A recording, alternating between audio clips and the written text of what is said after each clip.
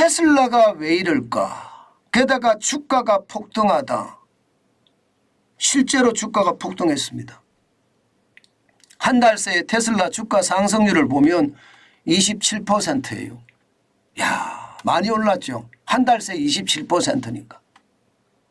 이게 테슬라를 보고 있으면요. 저도 테슬라가 미래의 주식이라고 생각합니다. 예, 전기차고 또 말입니다. 지금 중국의 전기차는 굉장히 많아요. 업체도 많고요. 예, 그런데 이 서방의 전기차 핵심이 어디입니까? 지금 테슬라밖에 안 보이거든요. 테슬라밖에. 그런 걸 생각하면 테슬라는 미래의 자동차가 될 것이라는 것은 눈에 솔직히 좀 보여요. 그런데 주가를 보면 여러분들도 많이 놀라실 거예요.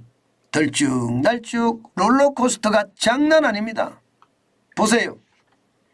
예, 테슬라 주가를 보면 말입니다. 2021년 11월 4일에는 409.97달러까지 올라가기도 했습니다. 409.97달러. 또 떨어질 때는요. 근래에 보면 작년 12월 27일에 109.10달러까지 또 떨어졌어요. 진짜 롤러코스터죠. 2020년 28.68달러가 2020년입니다. 2020년 2월 21일에 60.07달러가 됐다가 코로나19의 위기 때 24.08달러까지 떨어지기도 했거든. 50% 이상 쭉 빠지기도 했습니다. 그러다가 올라가기 시작하더니 인정사정 없습니다. 그해 12월 31일에는 235.2달러까지 10배가 올랐어요. 거의 10배가. 1억을 넣었으면 10억이 됐다는 뜻이잖아요.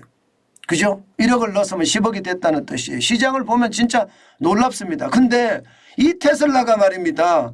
이 테슬라가 2021년 11월 4일에는 409.97달러까지 올라갔으니까 24.08달러에 산 사람들은 그냥 떼부자 된 거죠.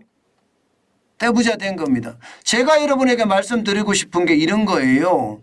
지금은 다른 일 할 거 없다. 주식 시장 보지 마라. 그냥 삼성전자 한 주씩 사면서 한 주씩 사면서 시장이 어떻게 돌아가는지 간만 익혀라. 대신에 돈은 쌓아가자. 제가 그렇게 계속 말씀을 드리고 있습니다. 아마 여러분들에겐 제가 목이 터져라 외치는 게 그거거든요. 분노의 매수 시점 말입니다. 옵니다. 언젠가는 와요. 너무 성급하게 우리가 생각할 필요도 없고요. 테슬라가 있으면 제2 테슬라, 제3 테슬라, 제4 테슬라 옵니다. 그렇기 때문에 너무 성급하게 굴지 말고 저는 계속 기다리는 자세 필요하다고 생각해요. 요즘 같은 시장에서 말입니다.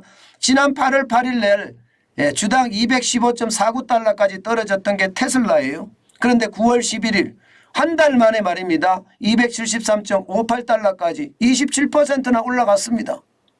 이게 뭐 롤러코스터 장세가 장난 아니에요. 7월 18일만 하더라도 293.34달러가 지금 215.49달러까지 떨어지기도 했잖아요. 꼭 말입니다. 테슬라 주가를 보면 창업자인 일론 머스크를 굉장히 많이 닮았죠. 괴짜. 그죠? 괴짜처럼 주가도 괴짜로 흐르는 것 같아요.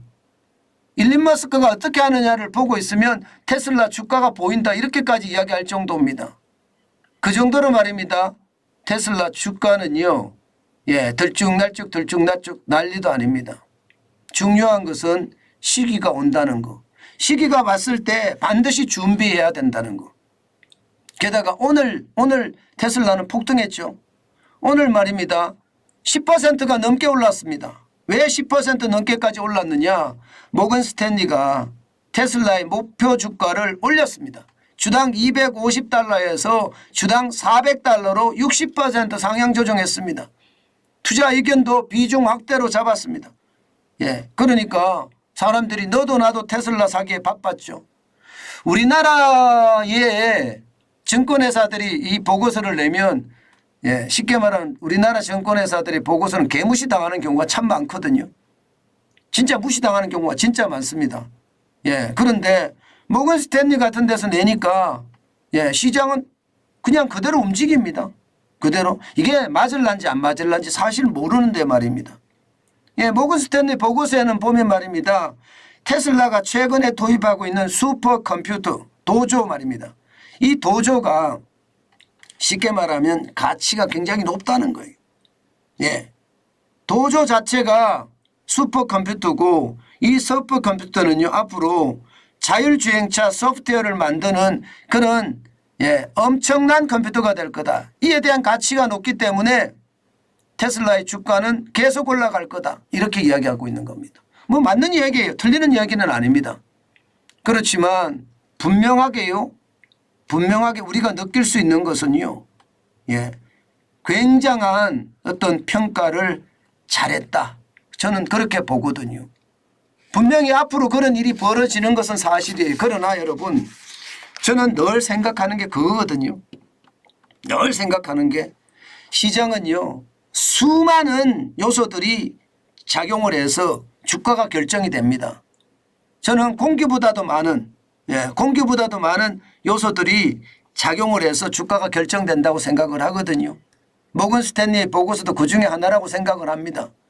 뭐 일반적으로 전기 자동차 그다음이 자율 자동차 이것은 뻔하잖아요. 그죠? 그렇게 갈 거라는 우리도 예상할 수 있잖아요. 그래서 그런 차원에서 본 거다 이렇게 보면 될 것 같아요.